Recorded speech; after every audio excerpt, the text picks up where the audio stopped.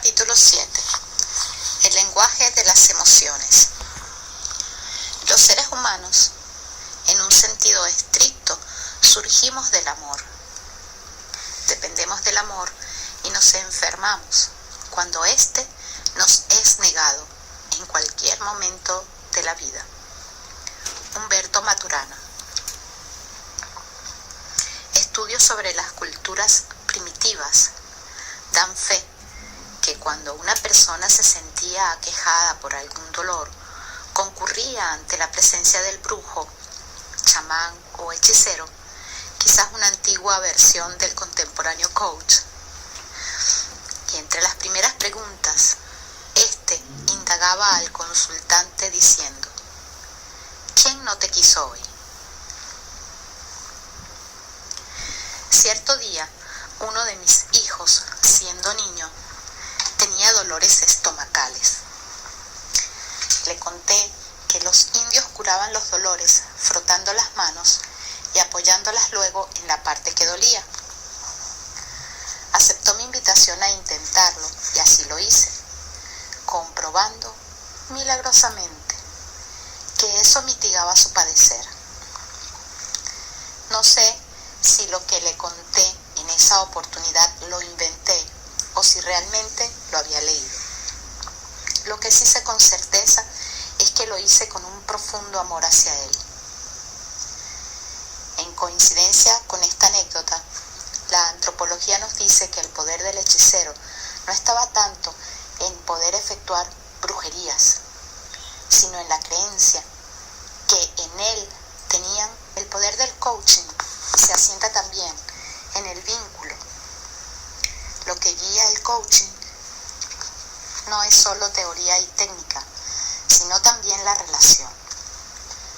Coaching es un proceso basado en el amor, como el sustrato en el que se asientan las otras múltiples emociones. Si hasta aquí hemos hablado del lenguaje verbal y asimismo del cuerpo como lenguaje, enfocaremos ahora las emociones, también como un lenguaje que hay que aprender a escuchar o como señales que hay que aprender a interpretar. Nuestros sentimientos son un sexto sentido, el sentido que interpreta, ordena, dirige y resume los otros 5.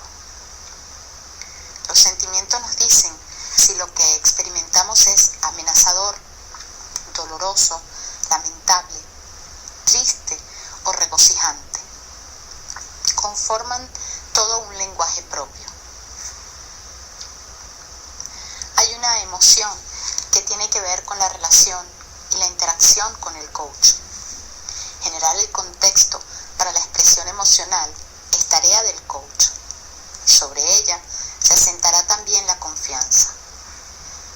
Me atrevería a expresar que el éxito de algunos coachings se asienta muchas veces en la emocionalidad del vínculo coach-coaching. A la sesión de coaching, la persona viene acompañada por sus emociones. Y hacer coaching implica atreverse a un lugar de exposición.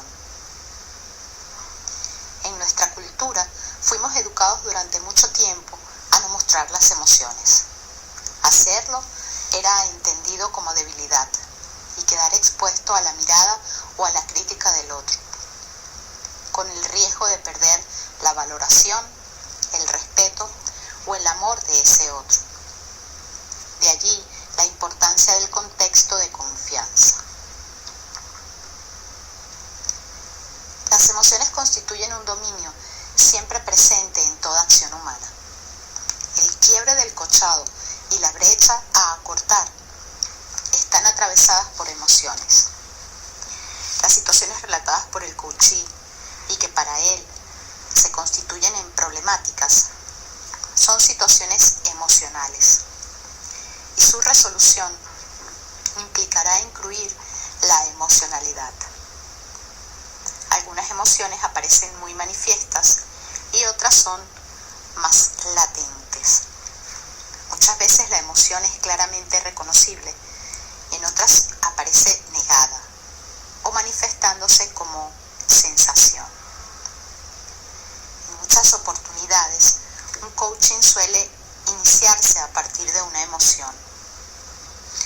el coachado siente que algo le pasa. Tiene alguna ligera idea que no puede precisar con claridad ni vincularla con un tema determinado, pero la emocionalidad que lo embarga es muy definida. Varias veces comencé un coaching donde el coachee declaraba: no sé qué me pasa, pero me siento... Esa emoción es entonces la vía de acceso a una, a veces ardua, pero siempre apasionante, exploración que nos guiará a una posterior comprensión e interpretación. Ocurre también que hay emociones encubridoras de otras. Por ejemplo, la tristeza encubriendo el enojo o viceversa. Esa emoción es importante porque tendrá que ver con la interpretación que se haga de la situación. En el caso de coaching que desarrollamos anteriormente, era muy manifiesto el enojo, desde el punto de observación en el cual se situaba el coaching. Avanzando en el proceso, pudo darse cuenta de que esa emoción en realidad encubría también la enorme tristeza que lo embargaba. ¿Por qué dos o más personas pueden sentir de manera diferentes frente a una misma situación? Interpretativos. Y de acuerdo con el sentido que le damos a una situación, la cuestión no queda allí, sino que entramos en un círculo vicioso en el que esa emoción resultante contaminará nuestra manera de ser y estar en el mundo. Operará como un filtro sobre nuestra mirada del mundo y teñirá de esa emoción nuestra observación y también las acciones que de ella se deriven en consecuencia. La emoción determina la interpretación y viceversa. Los sentimientos son nuestra reacción frente a lo que percibimos y a su vez tiñen y definen nuestra percepción del mundo. Son la forma en que nos percibimos. Son la forma en que sentimos el estar vivos. Consideraciones conceptuales y pautas para la intervención del coach. Hablar de emociones es hablar también de acción. Humberto Maturana sostiene que las emociones son predisposiciones para la acción. Y en el prólogo de la obra antes mencionada dice: yo llamo conversar, aprovechando la etimología latina de esta palabra que significa dar vueltas juntos al entrelazamiento del lenguaje y el emocionar que ocurre en el vivir humano en el lenguaje. La emoción está siempre presente, aunque no siempre la escuchamos o reconocemos. Y la conversación no es solo un acontecer lingüístico. Por ello, el coach deberá estar atento simultáneamente al lenguaje verbal, corporal, pero también como un sistema. Y desde esta concepción debemos entender que lo que acontezca en cualquiera de estos dominios afectará también a los otros.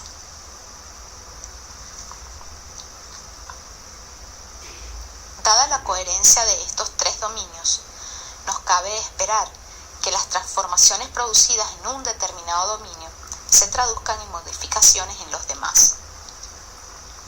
Una modificación emocional puede perfectamente modificar nuestras conversaciones y nuestra postura física. Sin embargo, a menudo cambios en uno de los tres dominios no logran los dos. Ello obliga a intervenir simultáneamente en los tres para asegurar que las transformaciones producidas en uno de ellos se encuentren con cambios que les sean coherentes en los otros. No basta, por ejemplo, con inducir un cambio en el tipo de conversaciones que una persona tiene, si la emocionalidad en que se halla es coherente con las conversaciones del pasado. De no intervenirse simultáneamente en la emocionalidad, El cambio de las conversaciones corre el peligro de no conservarse y, por lo tanto, de ser efímero.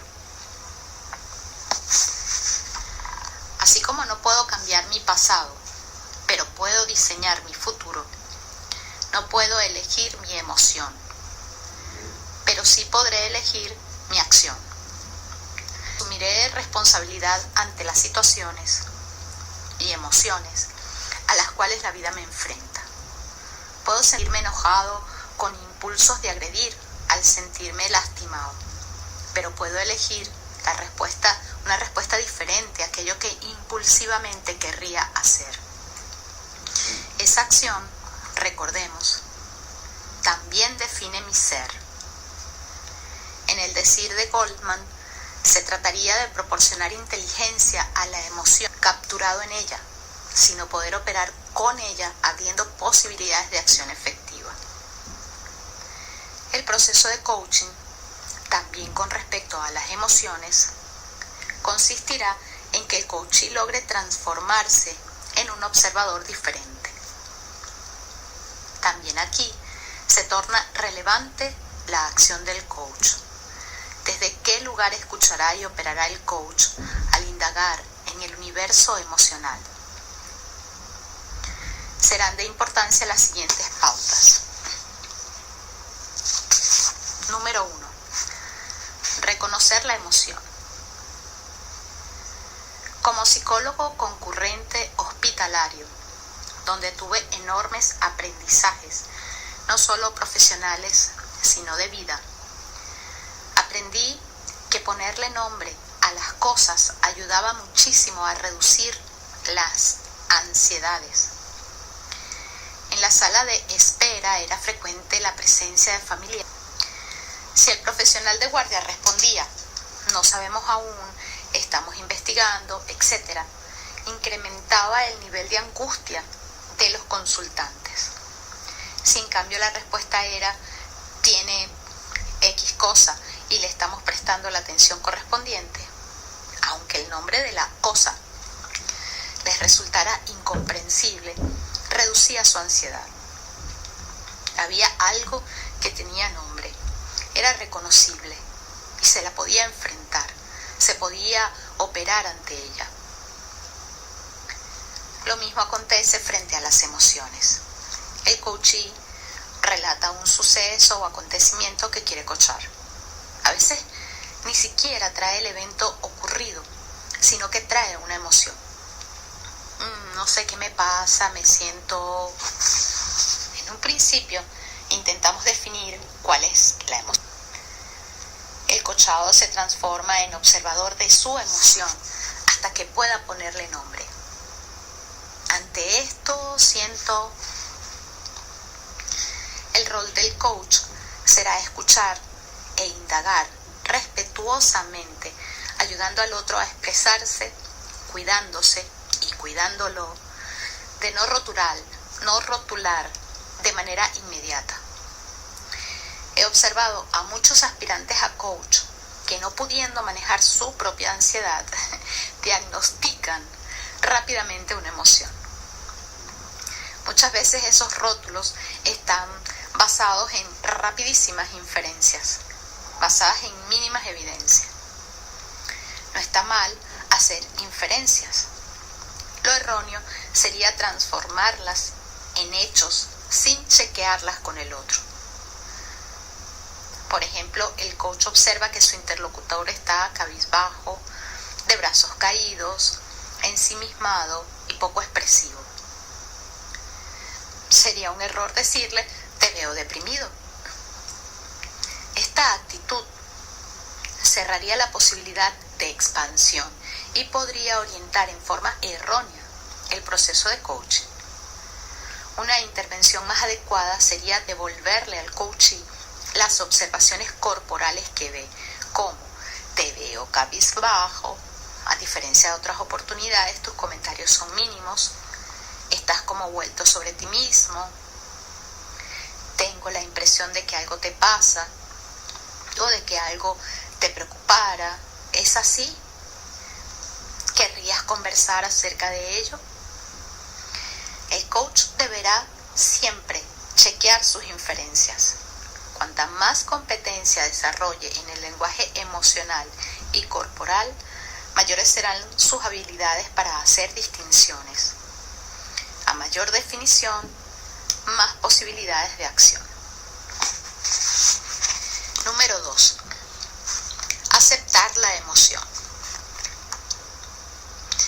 No elegimos la emoción. Así como ocurre con la columna izquierda, esta aparece y ocupa un espacio y energía personal. Esa emoción aparece disparada por algún evento o situación, ya sea de bienestar, por ejemplo alegría, o malestar, por ejemplo tristeza, y ante la cual sentiremos placer o displacer. Desde el punto de vista del coaching, se trata de aceptar la emoción sin juzgar, sin juicio, comprender que las personas no elegimos sentir lo que estamos sintiendo. De esa forma evitaremos agregar malestar al sufrimiento. Por ejemplo, no sentirme mal por sentirme mal. En un duelo, no sentirme mal por no poder llorar. La pregunta luego será, ¿qué voy a hacer con esa emoción? La acción, como responsabilidad, sí es una elección. Tener la tentación de hacer algo es diferente, es una elección. Desde el rol de coach, insistimos en la consideración conceptual de que esa emoción es particular del tipo de observador que cada persona es. La emoción será la resultante de una interpretación personal del sujeto. En este sentido, decimos que las emociones son indiscutibles. Respetar la legitimidad del otro es aceptar y respetar su emoción como legítima, aunque nosotros, desde la escucha, sintamos algo diferente. Se trata de aceptar la emoción del otro sin juzgar o criticar, pero sí, como veremos más adelante, analizar críticamente la opinión. Es aceptar de modo incondicional la emoción, para luego indagar en las razones, en los pensamientos y opiniones. Parafraseando palabras del Talmud, no vemos el mundo como es, sino como somos. Podríamos decir, no nos emocionamos como queremos, sino de acuerdo con la interpretación que hacemos. Recordemos que nuestros juicios hablan más de nosotros que del mundo. Son nuestras interpretaciones acerca del mundo.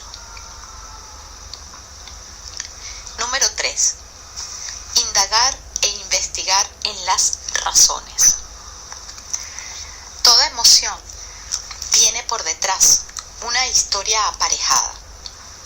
Decíamos antes que aparece, pero como consecuencia de un evento interno, una sensación, un recuerdo, o externo, agresión, caricia, que la dispara.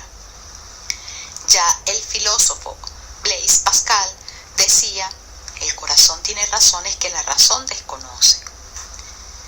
Contrariando tanto ese decir, afirmamos que detrás de cada emoción particular de relación circular, a veces es la historia la que genera un estado emocional, pero también acontece que ese estado genera una historia. Funciona como un filtro que tiñe la mirada que el observador tiene del mundo. También interpretamos el mundo desde la emocionalidad que tenemos. Por ello se torna relevante aceptar de manera incondicional la emoción, pero revisarla críticamente. Si suponemos que nuestros juicios del mundo corresponden realmente a cómo el mundo es, cerramos posibilidades de producir estados de ánimos diferentes. ¿Qué quiero decir con revisar críticamente? Investigar junto al coachee la validez de sus opiniones, los datos que las fundamentan, sus estándares, cuáles son sus deseos y preocupaciones, etc. Se trata de ayudar al coachado mediante la indagación a corregir distorsiones, si las hubiera, y errores interpretativos, así como a apropiarse de sus opiniones. De esta forma se transformará en un observador diferente, abriendo posibilidades de acción y o generando nuevas respuestas donde antes no las había. El repertorio de emociones es amplio. A continuación, presentaremos un repertorio de emociones básicas con preguntas que facilitarán la indagación del coach y guiarán la investigación del coaching. Las presentamos a modo de guía, ya que no son exhaustivas. El coach sabrá adaptarlas a su modo coloquial personal. Preguntas guía. Miedo. Por lo general, la historia por detrás de está asociada con algo malo que podría pasar. Algo querido está en riesgo, a perder algo o a alguien valorado. Se constituye en una mezcla de cierre de posibilidades. ¿Qué te asusta en esta situación? ¿Qué te da temor? ¿Qué podría suceder? ¿Qué cosa o situación valiosa sentís o pensás que está en riesgo? ¿Cuáles son las condiciones que te hacen pensar que es posible que eso suceda? ¿Te ha pasado algo parecido antes? ¿Cómo se resolvió esa situación?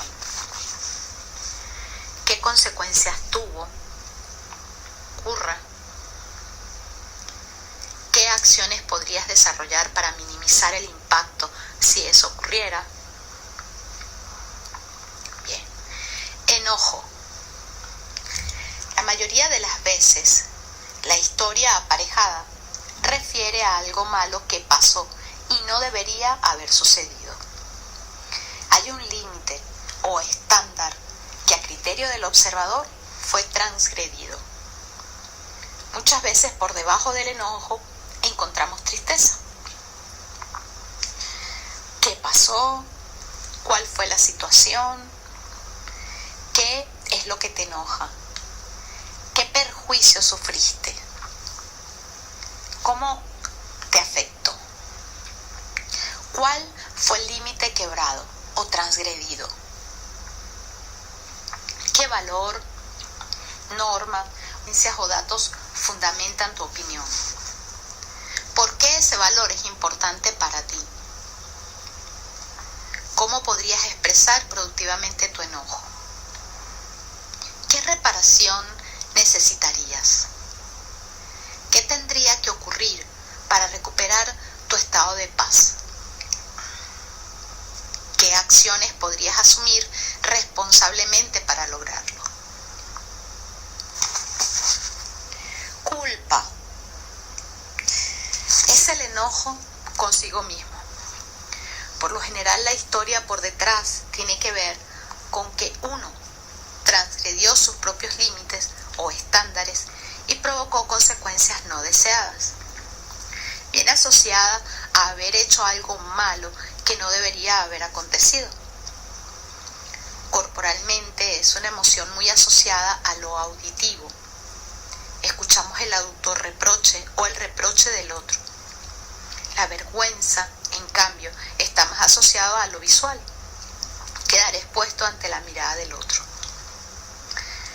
¿Cuál fue la situación? ¿Ante qué sientes eso? ¿Qué te remuerde? ¿Qué perjuicio causaste? ¿A quién? ¿Qué valor, norma o límite consideras que transgrediste? ¿Por qué ese límite es importante para ti? ¿De dónde viene? ¿Dónde lo aprendiste? ¿Cómo afectó al otro? ¿Qué reparación podrías ofrecer? ¿Hay algo que te impida hacerlo? esta pregunta cambia la orientación del coaching.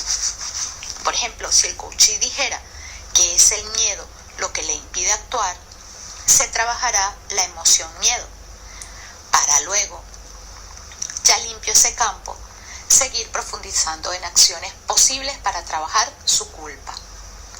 ¿Qué necesitarías que pase para perdonarte? ¿Qué acciones podrías desarrollar en este sentido? Tristeza. Casi siempre la historia por detrás refiere a algo malo, a que algo malo pasó, algo o alguien querido se perdió, una posibilidad se cerró. ¿Qué situación te entristece? ¿Qué sientes que perdiste? ¿Qué posibilidad piensas que se cerró? ¿Qué valor tenía eso para ti? ¿Tienes posibilidades de recuperarlo? ¿Qué deberías hacer si eso fuera posible? ¿Qué te ayudaría a procesar y trascender este estado? ¿Qué te lo impide?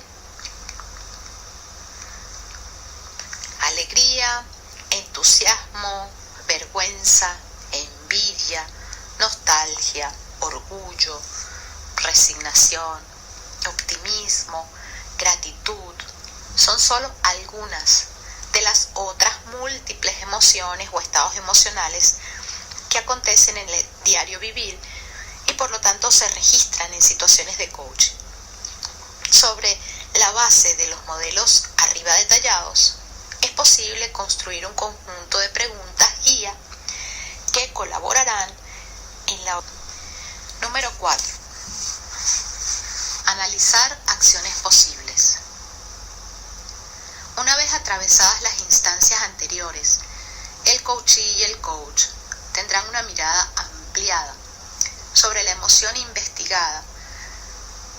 Aún es muy probable que se tenga una comprensión diferente acerca de la misma. El solo hecho de poder hablar de la emoción posibilita una observación distinta y también posicionarse en un sentimiento diferente.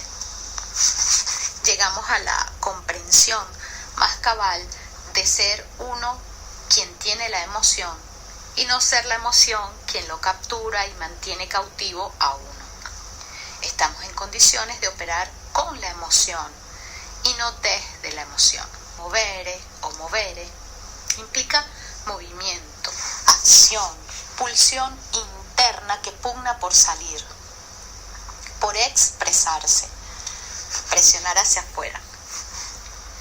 La pregunta entonces será, ¿qué vas a hacer con todo esto?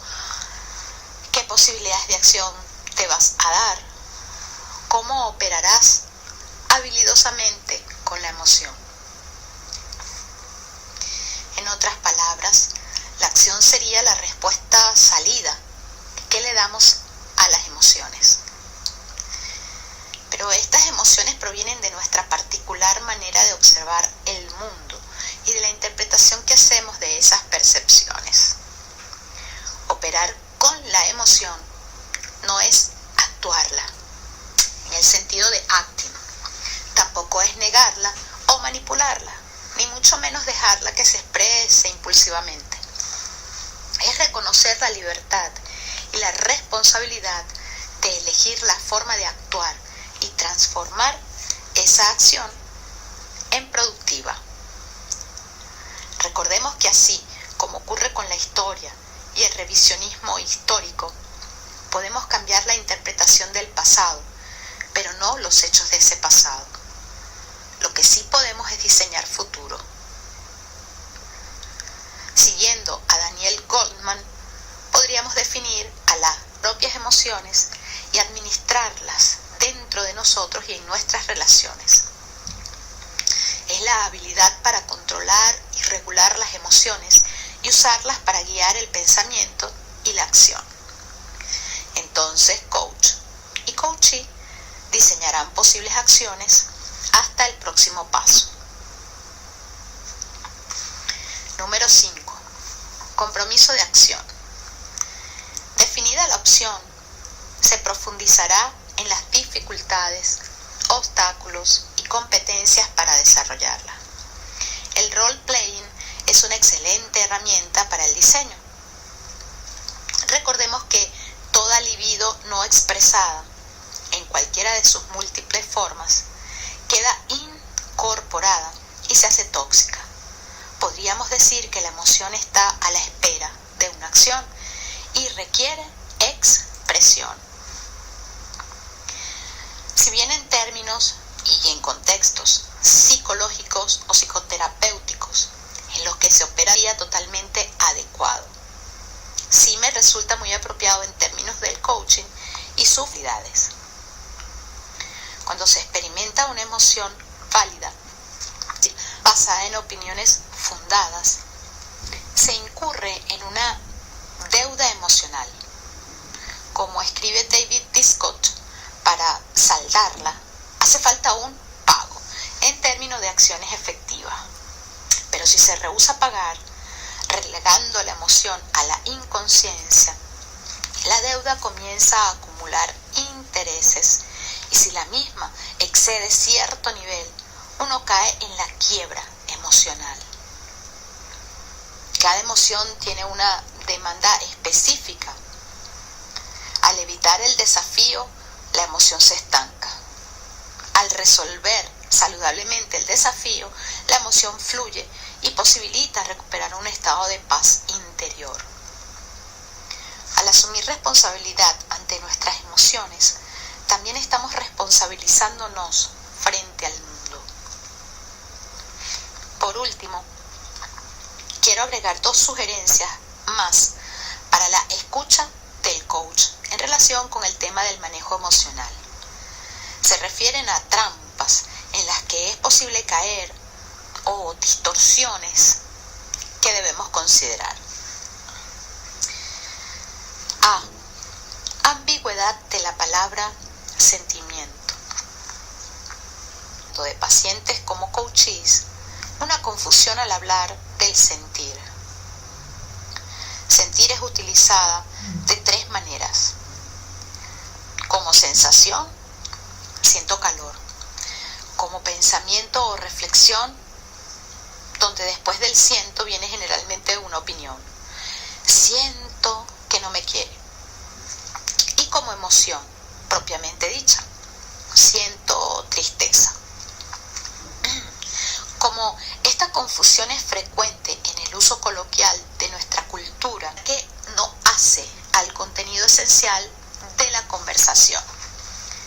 Pero en otras oportunidades, cuando considero que es relevante, y en esto es más que importante la escucha activa del coach, lo señalo a mi ocasional interlocutor con una finalidad muy precisa.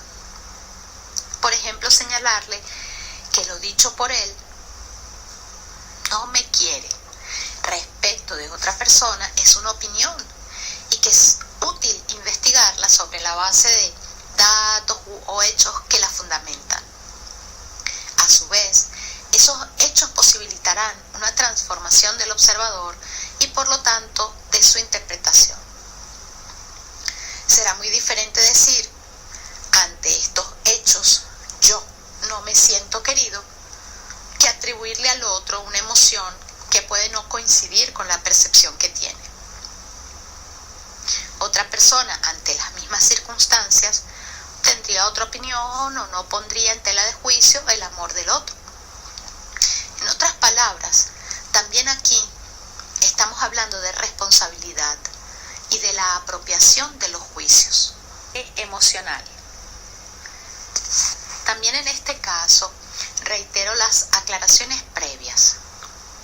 Hay conversaciones que hacen al modo de hablar de una cultura y se comprenden dentro de un determinado contexto. Son los llamados contextos de obviedad. En otras conversaciones, sobre todo en las de coaching, se torna relevante señalar la distinción cuando el coachado dice, por ejemplo, mi jefe me hace sentir miedo, enojo, etc. Más notable es cuando una persona le dice a otra: me hace sentir culpable. Lo adecuado sería decir: cuando te escucho decir o cuando me hablas de esa manera siento culpa. O me enojo, me entristezco, cuando. ¿Por qué la importancia de señalar esta distinción? Porque se relaciona con la asunción de responsabilidad, de independencia. Se trata de ayudar al coachado a asumir el poder que está en sus manos, no a renunciar o delegar ese poder en otro. Decir no al chantaje emocional es no hacerse cargo cuando alguien nos atribuye el poder de provocarle una emoción, así como de no otorgarle al otro el poder de provocarnos algo en particular. Estrictamente, el otro hace o dice algo ante lo cual sentimos alguna emoción. Al apropiarnos de la emoción, también nos apropiamos del poder de accionar con ella de manera productiva. Insisto, la sugerencia es para algunas y muy específicas conversaciones. Si no, corremos el riesgo de amargarnos la existencia con purismos inoperantes y de perdernos momentos maravillosamente gratificantes, como cuando el otro, con mucha sencillez, reconocimiento y espontaneidad, nos dice: ay, me hace sentir muy feliz. Las emociones. Cuentan que una vez se reunieron todos los sentimientos y cualidades del ser humano. Ay, cuando el aburrimiento había bostezado por tercera vez, la locura, como siempre tan loca, les propuso: ¿vamos a jugar a las escondidas? La intriga levantó la ceja intrigada y la curiosidad, sin poder contenerse, preguntó: ¿a las escondidas? ¿Y cómo es eso? Es un juego, explicó la locura, en el que yo me tapo la cara y comienzo a contar hasta 1.000.000 mientras ustedes se esconden, y cuando yo haya terminado de contar, el primero de ustedes que yo encuentre ocupará mi lugar para continuar el juego. El entusiasmo bailó, secundado por la euforia. La alegría dio tantos saltos que terminó por convencer a la duda, incluso a la apatía, a la que nunca le interesaba nada. Pero no todos quisieron participar. La verdad prefirió no esconderse. ¿Para qué? Si al final siempre la hallaban. Y la soberbia opinó que era un juego muy tonto. En el fondo, lo que le molestaba era que la idea no hubiese sido de ella. Y la cobardía prefirió no arriesgarse. La primera en esconderse fue la pereza, que como siempre se dejó caer tras la primera piedra en el camino. La fe subió al cielo y la envidia se escondió tras la sombra del triunfo, que con su propio esfuerzo había logrado subir a la copa del árbol más alto.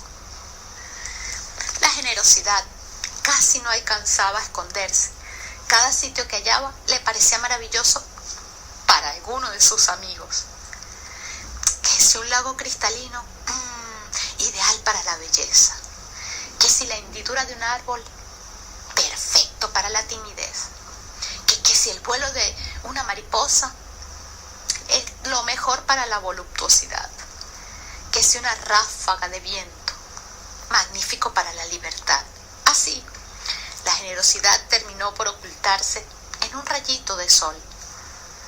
El egoísmo, en cambio, encontró un sitio muy bueno desde el principio, ventilado, cómodo, pero solo para él. La mentira se escondió en el fondo de los océanos. Mentira, en realidad se escondió detrás del arco iris. Y la pasión y el deseo en el centro de los volcanes. El olvido, se me olvidó dónde se escondió, pero eso no es lo importante. Cuando la locura contaba 999.999, el amor aún no había encontrado un sitio para esconderse, pues todo se encontraba ocupado, hasta que divisó un rosal y enternecido decidió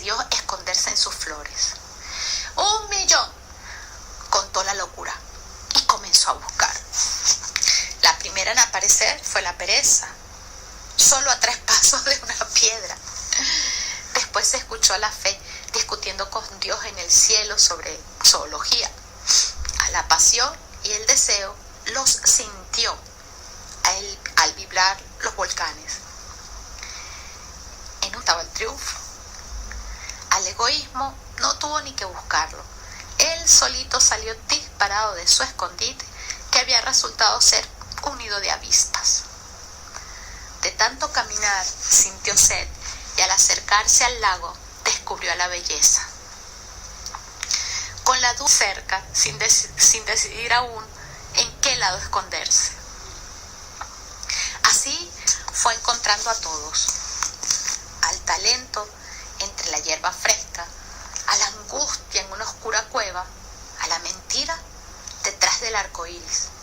Mentira, si ya estaba en el fondo del océano.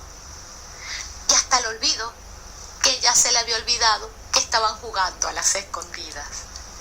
Pero el amor no aparecía por ningún lado. La locura buscó detrás de cada árbol, bajo cada arroyuelo del planeta, en la cima de las montañas, y cuando estaba dándose por vencida, divisó un rosal y las rosas.